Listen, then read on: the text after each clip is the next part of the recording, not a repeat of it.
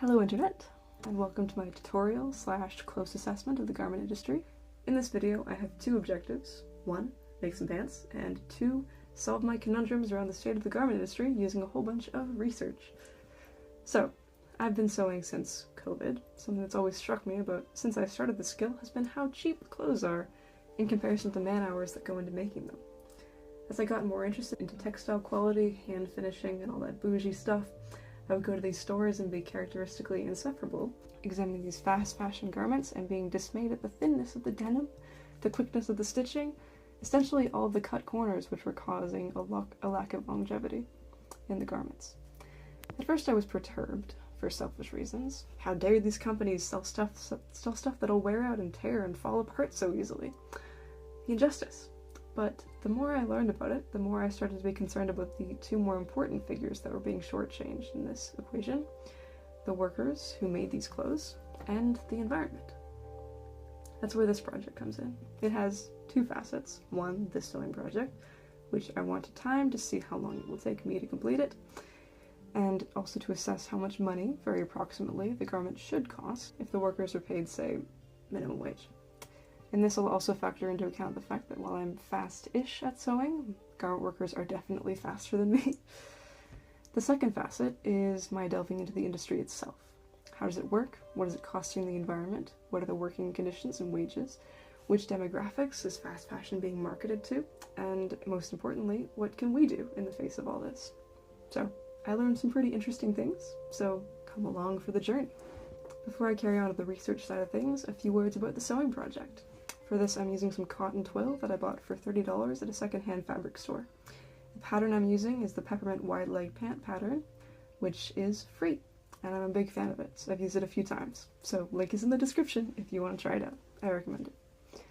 So, the first step is cutting out all of the pieces, and on to the discussion. This is what experts in the field call a piece of plywood on the floor, because I don't have a table and I don't want to cut the carpet. So, we have our piece. We have to lay out the pattern pieces on the fabric. So, we're all aware of... For fast fashion's environmental impact, surprisingly there isn't much research in this area, despite the fact that fast fashion contributes to approximately 10% of global greenhouse gas emissions. In fact, there's notably more research relating to how fast fashion works economically compared to environmentally.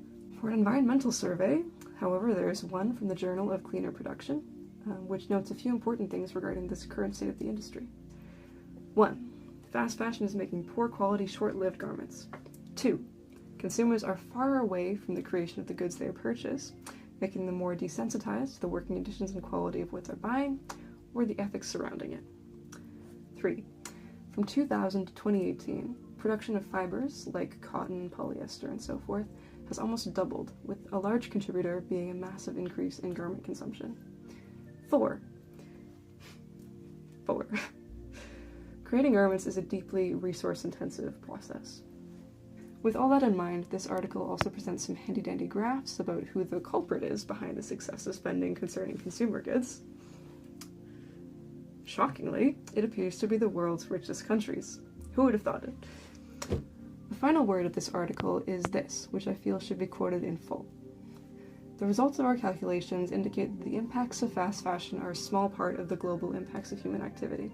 Happily, they also indicate that the impact per garment has fallen over the study period.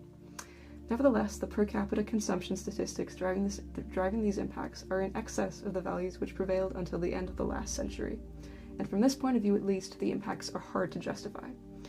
Fast fashion helps to explain why consumers use 47% more clothes per capita in 2015 compared to the year 2000. Simply put, that increase suggests that the clothing and textile industry is overdimensioned. In a climate emergency, this excessive use of materials must be quickly curtailed.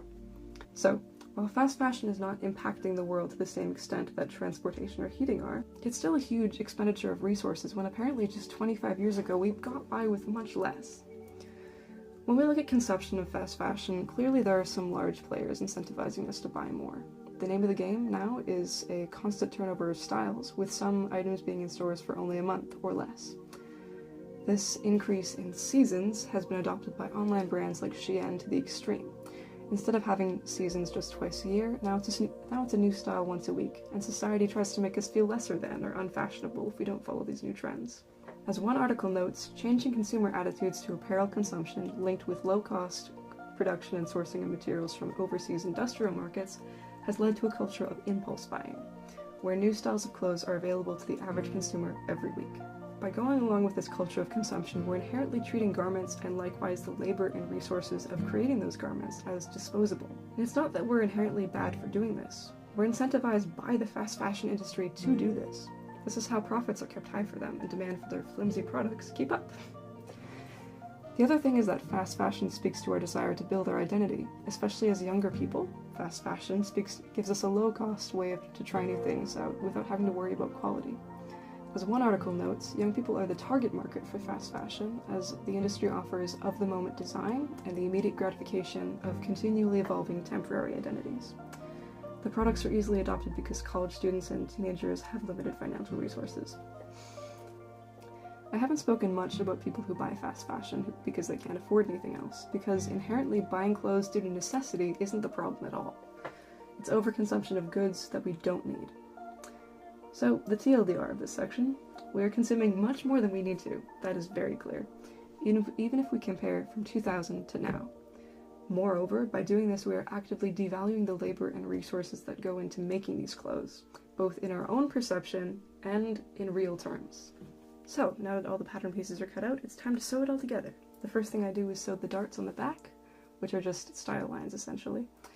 Next is the pocket, which involves sewing the pocket bag together, then pinning it right sides together to the front. After that, we sew the front and back pieces together, which takes a while because the seams are quite long. And then we sew the two legs together, and lo and behold, we have something pant-shaped. It's like magic. Because I don't have a serger, what is a serger, Beth? It's a sewing machine attachment which would allow me to finish and sew a seam at the same time. All manufactured clothing has this. Because I don't have a serger, I'm going to go back and finish my seams with a zigzag stitch so that it doesn't fray. I'm also taking more time to make the seams and finishings more durable, which is something a garment worker wouldn't have had time to do, because they're being paid by item, not by hour. Part 2. The labor side. So, the labor. Garment work for fast fashion companies is primarily done in sweatshop conditions, long hours, little pay, and poor working conditions. According to a BBC article exploring SHEIN factories, garment workers at a factory in Jeong-Ju were working about 75 hours a week, which is against Chinese labor laws.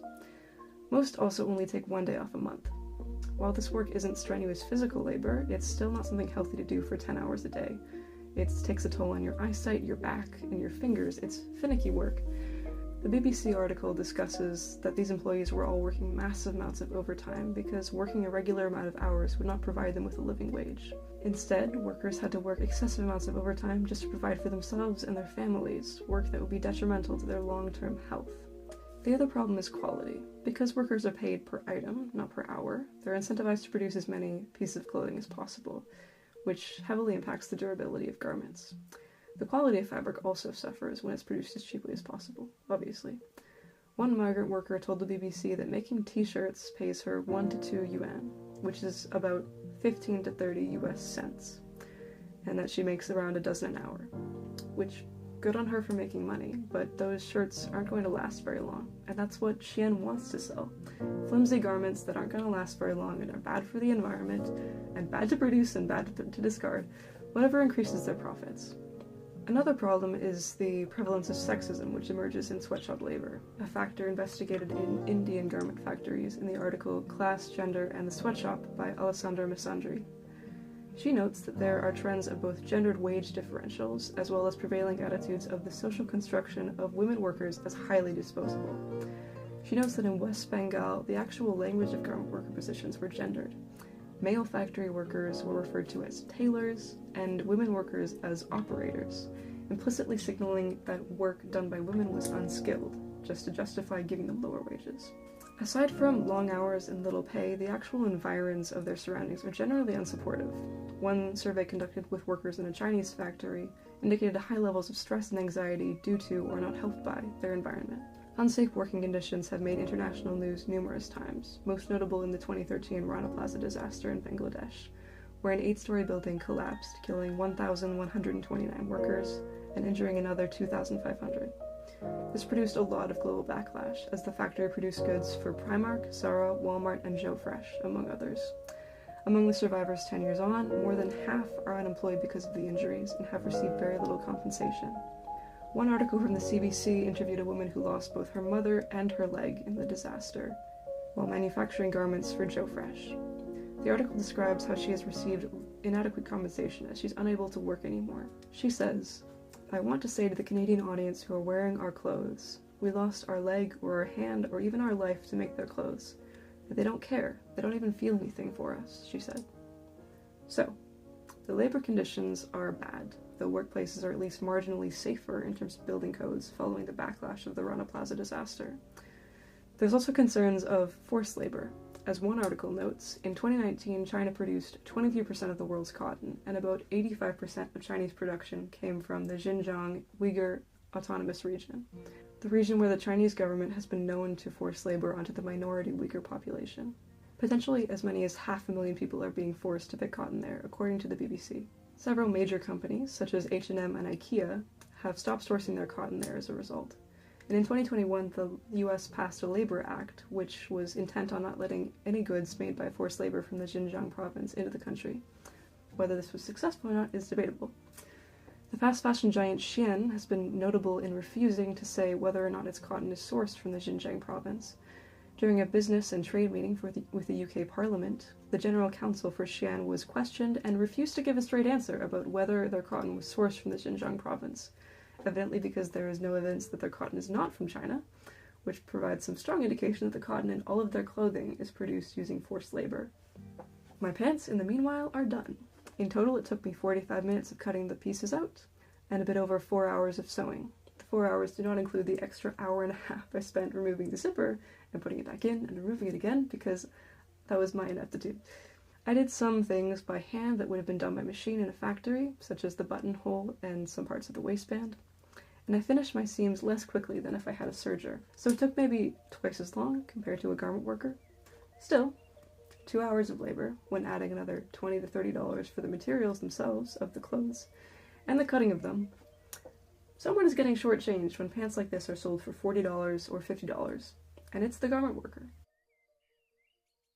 Here's where things get complicated. So, what can we do about this? Well, when I was first looking into this issue, it seemed pretty cut and dry. Boycott the bad companies, invest in higher quality, more long-lasting items, don't overconsume clothing, but it's a bit more complicated than that. As I was doing my research, I came across a lot of articles that were analyzing the ethics of regulating sweatshop labor, something I hadn't thought about before, and also the ethics of boycotting fast fashion/sweatshop labor. The complicated thing is, most often regulations which demand better working conditions, solid working hours, or more pay come as a trade-off to the workers. As one article describes, any nationwide law or regulation that mandates higher wages or health and safety standards set at a high enough level to have any effect will raise the cost of labor and thus end up unemploying some workers and moving them to less desirable alternatives. There's also the potential of harming workers' livelihoods with regulations. For example, as we talked about earlier, garment workers often work more hours than is legally permissible because their wages are too low to make enough money on regular hours. So if legal working hours are actually enforced, the workers would then become even more further impoverished. And though increasing wages seems universally good, there's also the fact that when the minimum wage in Indonesia was doubled, it led to 12 to 36% less employment, depending on specification. And though sweatshop wages are low, the worker always examines her options and chooses the best one. So to lose a job as a garment worker means facing much less wages at a less desirable job. As another article notes, for Bangladesh, though wages in the industry are low by international standards, their garment industry jobs have been an important first step out of rural poverty for millions of Bangladeshis. So regulating labor in these countries would come at the cost of harming some of the workers. The other problem is that if we're purchasing clothes made in better labor conditions, we're inherently purchasing goods made in the first world, in unionized factories, thus harming the employment prospects of poorer third world workers. So I'm not really sure myself what the best way forward is, especially if moral philosophers across the board are still debating it. As individuals, our choices aren't going to upturn any tables, but I don't think we can leave the system as it is. Just a race to the bottom for devaluing garment labor. And things are getting done, particularly with forced labor with the Xinjiang province caught, and there's a general consensus that boycotting that won't harm the workers because it's not labor that the workers are choosing to do. Boycotting SHEIN then, since their cotton is very likely from a province which produces it using backbreaking forced labor, is something I can 100% get behind. With sweatshop labor, I mean in my own opinion, feel free to disagree with me, it seems to be a system of exploitation in that it's exploiting people whose financial position forces them to lower their standards of wages, hours, and working conditions. It's a moral conundrum then. I can't support these companies morally because of the poor working conditions their employees are in, but if no one bought from these companies, these people would have no work and fall back into rural poverty. I'm inclined to go for an alternative, though perhaps idealistic solution. I don't think the right thing is to just keep on business as usual, especially not with the climate crisis. Companies do understand that if their image is one of suffering workers or ruining the environment, it's not a good look. And as long as we consumers demonstrate that we care whether our clothes are sustainable, well-made, and made with labor and resources that are well compensated, that could speak to these companies. Zara, for example, started at least nominally putting forward sustainability initiatives and started being more transparent about its supply chain after the company realized that, hey, consumers care about this. One survey showed that US customers were generally willing to pay between 15 and 25% more to ensure that products were not made under sweatshop conditions. For how little these workers are currently paid, that increase could have a huge impact on their wages, especially as another statistic showed that for US firms, a 100% increase in workers' wages would require only a 2 to 6% increase in the garment's retail price. We need to start caring about who's getting the short end of the cheap fashion stick here, because only by demonstrating that we care, by doing research and putting our money towards companies that are more ethical and sustainable, can we hope to convince these bad companies to pay their workers more, and hopefully without causing them any harm. So, some final pieces of advice. 1. Take care of the clothes you have. Maybe try mending or something like it. Start valuing the labor that went into making your clothes. People made the stuff you wear. People don't really notice that. I hope watching me making some clothes was helpful in that. The goal is to slow our fashion down, to return to the consumption levels that we used to have even just 25 years ago. Anything helps. 2. Obviously, sustainability is out of the ballpark for a lot of us, especially with expensive, sustainable brands that are hundreds of dollars for each item. But just try to be mindful of what you're spending. Don't buy things that you don't need. And if you do need to buy something fast fashion, try to buy it from a brand that's more ethical than others. You can Google search it to find out. And when you go to purchase stuff, be sure to examine it for quality so that you can get something that'll last longer. If you need a guide for this, there's an excellent Baena video for it. I'll put a link in the description.